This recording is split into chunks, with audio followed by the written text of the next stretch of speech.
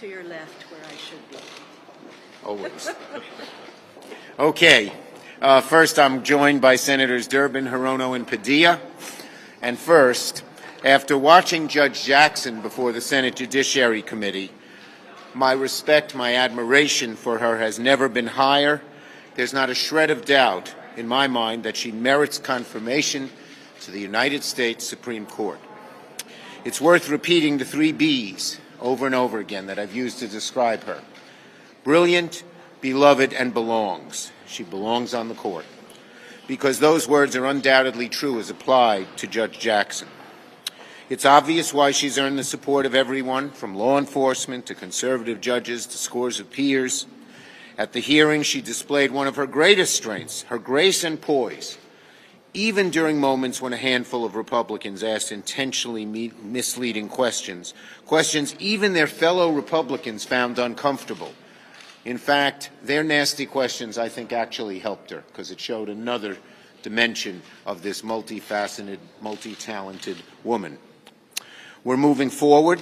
Once the Judiciary Committee concludes its work, I will move her to have her nomination come to the floor in short order. The Senate is on track to have Judge Jackson confirmed by the end of this work period.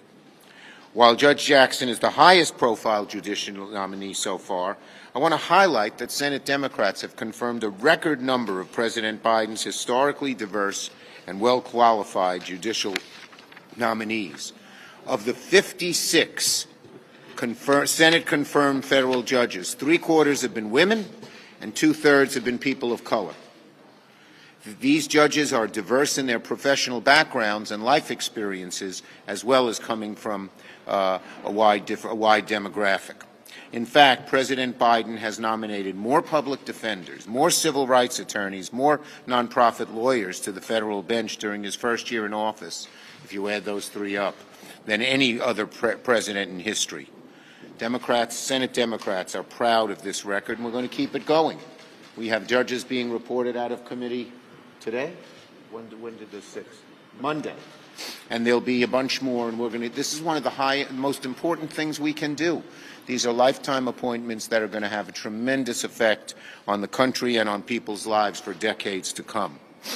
Diversity matters in all its forms, good for the justice system, good for the health of our democracy. So, imagine the impact these nominees are going to have for countless young people. They look to the courts and they see men and women who reflect our country's rich diversity. Imagine how Ketanji Brown Jackson will inspire the next generation to pursue their own interests in public service, in law, and government. She showed you can stand up to bullies and haters with grace, with courage, and with increasing your respect and popularity. We need people from all walks of life to see that they have a place at the table when it comes to public service. I look forward to voting for Judge Jackson to become Justice Jackson very, very soon. Senator Durbin. Thanks, Senator Schumer. Last week's hearing was tough. There were many questions that were asked by many senators, and let me say at the outset, the majority of the Republican senators, I thought, handled it properly and did it in a professional way, consistent with the aspiration she has to serve on the highest court of the land. Their questions were tough, they're supposed to be, and she answered them forthrightly. I respect them very much. 3 or 4 Republican senators went over the line as far as I'm concerned. What they asked was unfair, unrelenting, and beneath the dignity of the United States Senate. And guess who was listening? America. And the American people responded by saying positive things about Judge Jackson's performance at that committee hearing. They admired her grace, her toughness, her ability. No one questioned her qualifications or her resume. She's an extraordinary legal scholar and judge with a great experience coming to this job. But she showed herself to be rock solid when it came to the grilling that she went through from 3 or 4 Republican senators. They may have thought they were scoring points, but they were only scoring points on the QAnon website. The American people watched it and said they went too far, and they were right.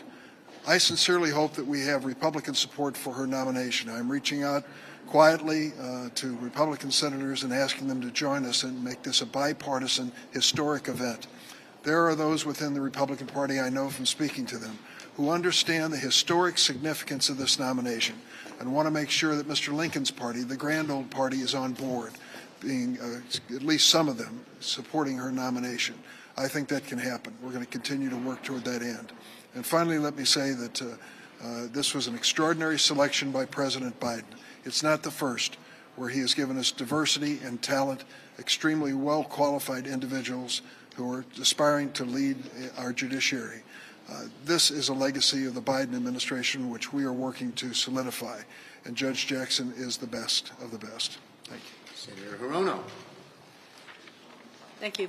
I share the sentiments of my colleagues with whom I am proud to be here in support of Judge Jackson. She showed us what judicial temperament is. Calmness in the face of unfounded, unsubstantiated attacks by some members of the committee. And when she talked about being at Harvard and feeling as though maybe she didn't belong, and a black woman that she didn't know leaned to her and said, persevere, I had tears in my eyes because perseverance was the watchword for me when I was growing up. Judge Jackson showed what perseverance is, and when she is on the Supreme Court, she will be a powerful example of perseverance to everyone in our country, but especially to women and black women and girls. I'm proud to support her. And last but not least, Senator Alex Padilla, D. California. Thank you. It may sound a little repetitive, but it is absolutely worth repeating. Judge Jackson did a phenomenal job in the confirmation hearing last week and demonstrated that she is unequivocally more than qualified to serve on the Supreme Court. Her intellect was apparent, her experience and her record are second to none. And I am proud to support her confirmation. And I echo what my colleagues have said, that the longer she withstood these baseless attacks, these false accusations, the brighter she's shown, not just to the committee, but to America that was watching.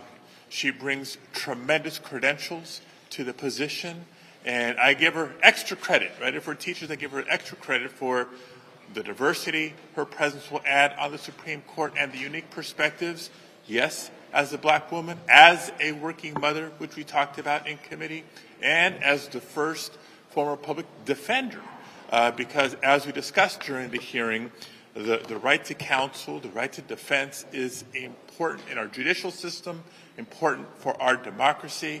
So for all these reasons, I'm proud to support her confirmation, and I will end with this.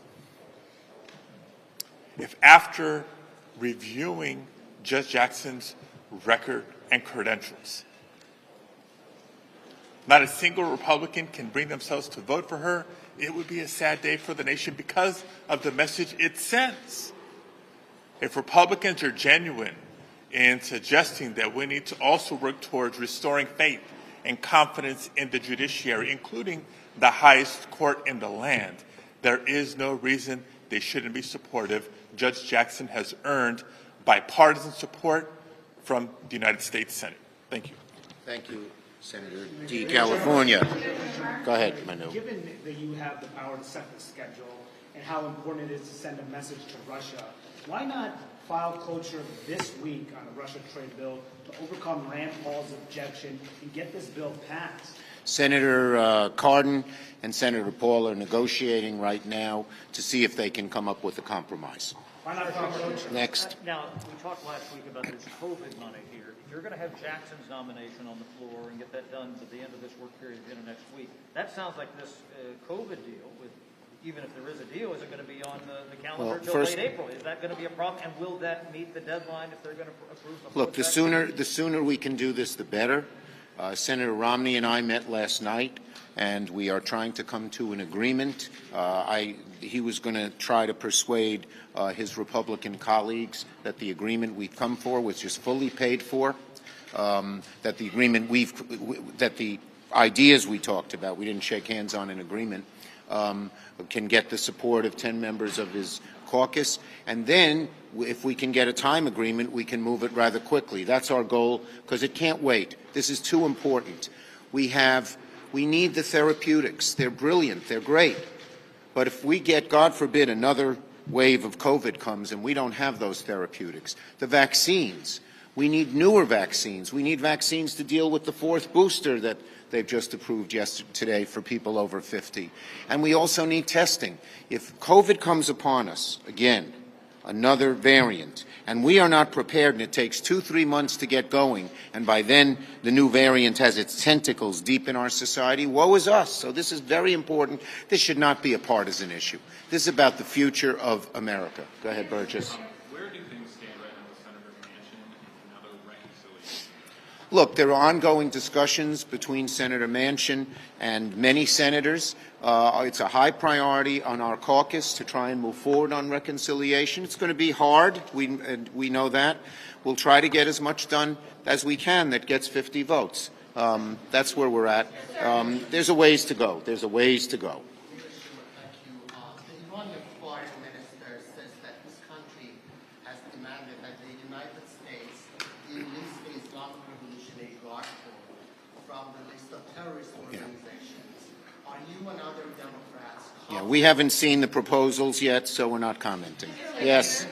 What do you think about the growing calls for Justice Thomas to step in light of the president's Yeah. And then also, Well, you only get one under my rules.